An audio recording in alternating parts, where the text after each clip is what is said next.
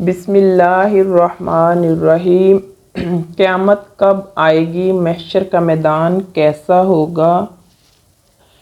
قیامت کے دن لوگ کس طرح اٹھائے جائیں گے؟ سب سے پہلا حساب کس چیز کا ہوگا؟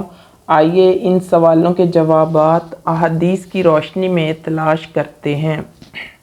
ناظرین، قیامت کب آئے گی؟ اس کے متعلق تو اللہ نے قرآن میں واضح طور ارشاد فرمایا ہے کہ 5 چیزوں کا علم صرف اللہ تعالیٰ ہی کو ہے۔ اللہ تعالیٰ کا ارشاد ہے، قیامت کا علم اللہ ہی کے پاس ہے اور وہ بارش اتارتا ہے اور جانتا ہے جو کچھ ماؤں کے پیٹ میں ہے، اور کوئی شخص نہیں جانتا کہ وہ کل کیا کمائے گا، اور کوئی شخص نہیں جانتا کہ وہ کس زمین میں مرے گا۔ بے شک اللہ علم والا خبردار ہے۔ احادیث میں آتا ہے کہ آپ صلی اللہ علیہ وسلم سے قیامت کے بارے میں پوچھا گیا تو آپ صلی اللہ علیہ وسلم نے فرمایا کہ جو شخص مر گیا اس کی قیامت شروع ہو گئی۔ اس حدیث کا مطلب دنیاوی دور ختم ہونا اور عالم آخرت میں داخل ہونا ہے، یعنی جو شخص مر گیا وہ آخرت کے حکم میں داخل ہو گیا۔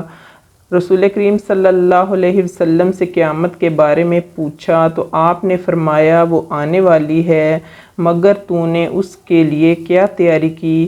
تو اس شخص نے عرض کیا، یا رسول اللہ، میں نے بہت سی نماز اور اعمال کے ذریعے تو تیاری نہیں کر رکھی، مگر میں اللہ تعالیٰ اور اس کے رسول سے محبت کرتا ہوں۔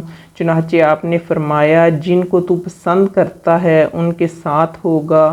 مسلمان جتنے خوش یہ ارشاد سن کر ہوئے اتنے کسی چیز سے نہیں ہوئے۔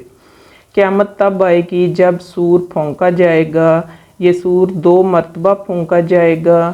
حضرت اسرافیل علیہ السلام جب پہلی مرتبہ سور پھونکیں گے، جسے نفخۃ الفناء کہتے ہیں، اس کے اثرات اس طرح ظاہر ہوں گے۔ اس سور پھونکنے سے پہلے جن پر موت نہیں آئی تھی وہ سب جاندار مر جائیں گے، اور دوسری بار سور تب پھونکا جائے گا جب تمام لوگوں کو دوبارہ زندہ کرنے کا مقصود ہوگا۔ چنانچہ اس سور کی آواز سے تمام لوگ زندہ ہو کر میدان حشر میں جمع ہوں گے۔ سیدنا ابن عمر رضی اللہ تعالی عنہما کہتے ہیں کہ رسول اللہ صلی اللہ علیہ وسلم نے فرمایا، اللہ تعالیٰ قیامت کے دن آسمانوں کو لپیٹ لے گا اور ان کو داہنے ہاتھ میں لے لے گا، پھر فرمائے گا کہ بادشاہ میں ہوں، کہاں ہیں زور والے، کہاں ہیں غرور والے؟ پھر بائیں ہاتھ سے زمین کو لپیٹ لے گا جو داہنے ہاتھ کے مثل ہے۔ اور اسی واسطے دوسری حدیث میں ہے کہ اللہ تعالیٰ کے دونوں ہاتھ داہنے ہیں، پھر فرمائے گا کہ میں بادشاہ ہوں، کہاں ہیں زور والے، کہاں ہیں غرور و تکبر کرنے والے جو دنیا میں غرور تکبر کرتے تھے، کہاں ہیں بڑائی کرنے والے؟ حضرت ابن عمر رضی اللہ تعالیٰ عنہ سے مروی ہے کہ آپ صلی اللہ علیہ وسلم نے فرمایا کہ قیامت کے دن لوگوں کو یوں ہی اٹھا کر جمع کیا جائے گا جس طرح ان کی ماؤں نے انہیں ننگے پاؤں اور ننگے بدن جنا تھا۔ حضرت عائشہ رضی اللہ تعالیٰ عنہ نے پوچھا، مرد اور عورتیں دونوں؟ تو آپ صلی اللہ علیہ وسلم نے فرمایا، ہاں دونوں۔ حضرت عائشہ رضی اللہ تعالیٰ عنہ نے کہا، ہائے وہ تو ایک دوسرے کو دیکھیں گے، اے اللہ کے رسول ہمیں شرم نہیں آئے گی؟ تو آپ صلی اللہ علیہ وسلم نے ان کے کندھوں پر مارا اور کہا، اے ابو قحافہ کی بیٹی، لوگ اس دن دیکھنے سے غافل ہوں گے، ان کی آنکھیں آسمان کی طرف اٹھی ہوں گی، 40 سال تک کھڑے رہیں گے، نہ کھائیں گے نہ پئیں گے۔ ان لوگوں میں سے کسی کا پسینہ قدموں تک ہوگا، کسی کا پنڈلی تک ہوگا، کسی کو اتنے لمبے قیام کی وجہ سے لگام کی طرح پسینہ منہ تک آ رہا ہوگا، جیسا کہ اس کی تائید ایک اور حدیث سے بھی ہوتی ہے۔ آپ صلی اللہ علیہ وسلم نے فرمایا کہ قیامت کے دن سورج نزدیک کیا جائے گا یہاں تک کہ 1 میل پر آ جائے۔ سلیم بن عامر نے کہا کہ اللہ کی قسم میں نہیں جانتا کہ میل سے کیا مراد ہے۔ یہ میل زمین کا جو کوس کے برابر ہوتا ہے، یا میل سے مراد سلائی ہے جس سے سرما لگاتے ہیں۔ لوگ اپنے اپنے اعمال کے موافق پسینہ میں ڈوبے ہوں گے، کوئی تو ٹخنوں تک ڈوبا ہوگا، کوئی گھٹنوں تک، کوئی کمر تک، اور کسی کو پسینہ کی لگام ہوگی۔ اور رسول اللہ صلی اللہ علیہ وسلم نے اپنے ہاتھ سے اپنے منہ کی طرف اشارہ کیا، یعنی منہ تک پسینہ ہوگا تو فرشتے اللہ کے عرش کے گرد کھڑے ہوں گے۔ اللہ ایک منادی کو حکم دیں گے کہ وہ پکارے، فلاں کا بیٹا فلاں کہاں ہے؟ چنانچہ ابو درداء رضی اللہ تعالیٰ عنہ سے روایت ہے کہ رسول اللہ صلی اللہ علیہ وسلم نے فرمایا، روز قیامت تم اپنے ناموں اور اپنے آبا کے ناموں سے پکارے جاؤ گے، لہٰذا اپنے نام اچھے رکھا کرو۔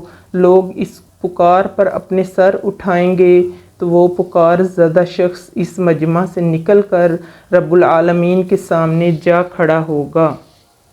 اصحاب مظالم کے سامنے ایک ایک آدمی کو بلایا جائے گا، اس کی نیکیوں میں سے اس شخص کو دیا جائے گا کہ جس پر اس نے ظلم کیا ہوگا۔ اس دن نہ دینار ہوگا نہ درہم، مگر نیکیاں لی جائیں گی اور برائیاں لوٹا دی جائیں گی۔ پس مظلوم لوگ اس کی نیکیاں لیتے جائیں گے، جب اس کی کوئی نیکی باقی نہ رہے گی تو مظلوموں کی برائیاں اسے دے دی جائیں گی۔ جب وہ اپنی نیکیوں سے ہاتھ دھو بیٹھے گا تو اسے کہا جائے گا تو اپنے ٹھکانے حاویہ کی طرف لوٹ جاؤ، آج کچھ ظلم نہ ہوگا، اللہ تعالیٰ بہت جلدی حساب لینے والا ہے، یعنی جلدی ہی بدلہ دے دیتا ہے۔ اس دن ہر مقرر فرشتہ، ہر نبی، رسول اور شہید حساب کی تیزی کو دیکھ کر یہ گمان کرے گا کہ آج اس کی نجات ہے جس کی اللہ حفاظت کرے۔ تمام لوگ اس انتظار میں ہوں گے کہ حساب کب شروع ہوگا۔ اس تائید رسول اللہ صلی اللہ علیہ وسلم کی اس حدیث سے ہوتی ہے کہ حضرت ابو ہریرہ رضی اللہ تعالیٰ عنہ سے روایت ہے، وہ بیان کرتے ہیں کہ ایک دن ہم رسول اللہ صلی اللہ علیہ وسلم کے ساتھ ایک دعوت میں تھے کہ آپ صلی اللہ علیہ وسلم کی خدمت میں گوشت لایا گیا اور دست اٹھا کر آپ کو پیش کیا گیا، کیونکہ آپ صلی اللہ علیہ وسلم کو مرغوب تھا۔ آپ صلی اللہ علیہ وسلم اپنے دندان مبارک سے ایک بار اس سے تناول کیا اور فرمایا، میں قیامت کے دن تمام انسانوں کا سردار ہوں گا، کیا تم جانتے ہو یہ کیسے ہوگا؟ اللہ تعالیٰ قیامت کے دن تمام اگلوں اور پچھلوں کو ایک ہموار چٹیل میدان میں جمع کرے گا، ایک دیکھنے والا ان سب کو دیکھے گا اور پکارنے والا ان سب کو اپنی آواز سنا سکے گا۔ سورج قریب ہو جائے گا اور لوگوں کو اس قدر غم اور کرب لاحق ہوگا جو ان کی طاقت سے زیادہ اور ناقابل برداشت ہوگا۔ لوگ ایک دوسرے سے کہیں گے، کیا دیکھتے نہیں تم کس حالت میں ہو؟ کیا دیکھتے نہیں تم پر کیسی مصیبت آ پڑی ہے؟ کیا تم کوئی ایسا شخص تلاش نہیں کرتے جو اللہ کے ہاں تمہاری سفارش کر دے؟ چنانچہ لوگ ایک دوسرے سے کہیں گے کہ اپنے باپ آدم کے پاس چلو، تو وہ آدم کی خدمت میں حاضر ہوں گے اور عرض کر دیں گے، اے آدم علیہ السلام، آپ سب انسانوں کے باپ ہیں، اللہ تعالیٰ نے آپ کو اپنے ہاتھ سے بنایا اور آپ میں اپنی طرف سے روح پھونکی اور فرشتوں کو حکم دیا تو انہوں نے آپ کو سجدہ کیا۔ آپ اپنے رب کے حضور ہماری سفارش فرمائیں، آپ دیکھتے نہیں ہم کس حال میں ہیں؟ کیا آپ دیکھتے نہیں ہم پر کیسی مصیبت آن پڑی ہے؟ آدم علیہ السلام جواب دیں گے کہ میرا رب آج تک اتنے غصے میں ہے جتنے غصے میں اس سے پہلے کبھی نہیں آیا اور نہ اس کے بعد کبھی آئے گا، اور یقیناً اس نے مجھے خاص درخت کے قریب جانے سے روکا تھا لیکن میں نے اس کی نافرمانی کی تھی۔ مجھے اپنی جان کی فکر ہے، مجھے اپنی جان بچانی ہے، تم کسی اور کے پاس جاؤ۔ نوح علیہ السلام کے پاس جاؤ۔ نوح علیہ السلام کی خدمت میں حاضر ہوں گے اور عرض کریں گے، اے نوح، آپ اہل زمین کی طرف بھیجے گئے سب سے پہلے رسول ہیں اور اللہ تعالیٰ نے آپ کو شکر گزار بندے کا نام دیا ہے۔ آپ دیکھتے نہیں کہ ہم کس حال میں ہیں؟ آپ دیکھتے نہیں ہم پر کیا مصیبت آن پڑی ہے؟ وہ انہیں جواب دیں گے کہ آج میرا رب اتنے غصے میں ہے جتنے غصے میں نہ وہ اس سے پہلے کبھی آیا اور نہ آئندہ کبھی آئے گا۔ حقیقت یہ ہے کہ میرے لیے ایک دعا تھی، وہ میں نے اپنی قوم کے خلاف مانگ لی۔ آج تو میری اپنی جان پر بنی ہے، مجھے اپنی جان کی فکر ہے، مجھے اپنی جان کی فکر ہے۔ میرے علاوہ کسی اور کے پاس جاؤ، تم ابراہیم علیہ السلام کے پاس جاؤ۔ چنانچہ لوگ ابراہیم علیہ السلام کے پاس حاضر ہوں گے اور عرض گزار ہوں گے کہ آپ اللہ کے نبی اور اہل زمین میں سے اس کے خلیل ہیں، اپنے رب کے حضور ہماری سفارش فرمائیں، آپ دیکھتے نہیں ہم کس حال میں ہیں؟ تو ابراہیم علیہ السلام ان سے کہیں گے کہ میرا رب اس وقت بہت غصے میں ہے، اس لیے پہلے کبھی اتنے غصے میں نہیں آیا اور نہ کبھی آئندہ آئے گا۔ جب کہ میرے اپنے 3 جھوٹ ہیں، مجھے اپنی جان کی فکر ہے، مجھے اپنی جان کی فکر ہے، مجھے اپنی جان کی فکر ہے۔ کسی اور کے پاس جاؤ، موسیٰ علیہ السلام کے پاس جاؤ۔ لوگ موسیٰ علیہ السلام کی خدمت میں حاضر ہوں گے اور عرض کریں گے، اے موسیٰ علیہ السلام، آپ اللہ کے رسول ہیں، اللہ تعالیٰ نے آپ کو اپنے پیغام اور اپنی ہم کلامی کے ذریعے لوگوں پر فضیلت عطا کی، اللہ کے حضور ہمارے لیے سفارش کیجئے، آپ دیکھتے نہیں ہم کس حال میں ہیں؟ موسیٰ علیہ السلام ان سے کہیں گے کہ میرا رب آج اس قدر غصے میں ہے کہ نہ اس سے پہلے کبھی اس قدر غصے میں آیا اور نہ اس کے بعد آئے گا۔ میں ایک جان کو قتل کر چکا ہوں جس کے قتل کا مجھے حکم نہ دیا گیا تھا، میری جان کا کیا ہوگا؟ میری جان کا کیا ہوگا؟ میری جان کا کیا ہوگا؟ میرے علاوہ کسی اور کے پاس جاؤ۔ عیسیٰ علیہ السلام کے پاس جاؤ۔ لوگ عیسیٰ علیہ السلام کے پاس آئیں گے اور عرض کریں گے کہ اے عیسیٰ علیہ السلام، آپ اللہ کا کلمہ ہیں جسے اس نے مریم علیہ السلام کی طرف القاء کیا اور اس کی روح ہیں، اس لیے آپ اپنے رب کے حضور ہماری سفارش فرمائیں۔ آپ ہماری حالت نہیں دیکھتے جس میں ہم ہیں؟ تو عیسیٰ علیہ السلام انہیں جواب دیں گے کہ میرا رب اتنے غصے میں ہے جتنے غصے میں نہ وہ اس سے پہلے آیا اور نہ آئندہ کبھی آئے گا۔ وہ اپنی کسی خطا کا ذکر نہیں کریں گے، اپنی جان کی فکر ہے، اپنی جان کی فکر ہے، میرے سوا کسی اور کے پاس جاؤ۔ ایسا کرو تو محمد صلی اللہ علیہ وسلم کے پاس جاؤ۔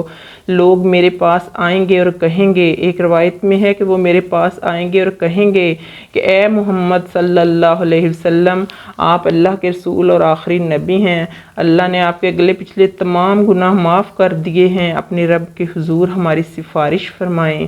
آپ دیکھتے نہیں ہم کس حال میں ہیں؟ تو میں چل پڑوں گا اور عرش کے نیچے آؤں گا اور اپنے رب کے حضور سجدے میں گر جاؤں گا، پھر اللہ تعالیٰ مجھ پر اپنی ایسی تعریفیں اور اپنی ایسی بہترین ثنا کے دروازے کھول دیں گے اور انہیں میرے دل میں ڈالے گا جو مجھ سے پہلے کسی کے لیے نہیں کھولے گئے ہوں گے۔ پھر اللہ تعالیٰ فرمائے گا، اے محمد اپنا سر اٹھائیں، مانگیں، آپ کو ملے گا، سفارش کریں، آپ کی سفارش قبول ہوگی۔ تو میں سر اٹھاؤں گا اور عرض کروں گا، اے میرے رب، میری امت۔ تو کہا جائے گا، اے محمد، آپ کی امت کے جن لوگوں کا حساب و کتاب نہیں ہونا ہے انہیں جنت کے دروازے میں سے دائیں دروازے سے داخل کر دیں اور وہ جنت کے باقی دروازوں میں لوگوں کے ساتھ شریک ہیں۔ پھر فرمایا، اس ذات کی قسم جس کے ہاتھ میں محمد صلی اللہ علیہ وسلم کی جان ہے، جنت کے 2 کواڑوں کے درمیان اتنا فاصلہ ہے جتنا مکہ اور حجر یا مکہ اور بصرہ کے درمیان ہے۔ اس کے بعد پھر حساب کتاب شروع ہو جائے گا۔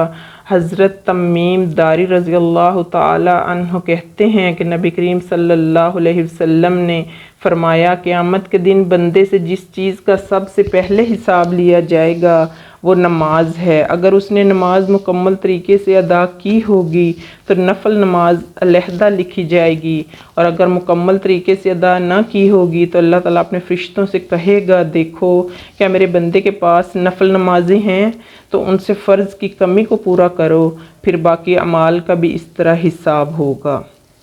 قرآن کی آیت کا مفہوم ہے، جس نے ذرہ برابر بھی نیکی کی ہوگی اور جس نے ذرہ برابر بھی گناہ کیا ہوگا وہ دیکھ لے گا۔ جب سب کے اعمال نامے کھلیں گے تو ہی ان کو دکھایا جائے گا کہ کس نے کیا کیا۔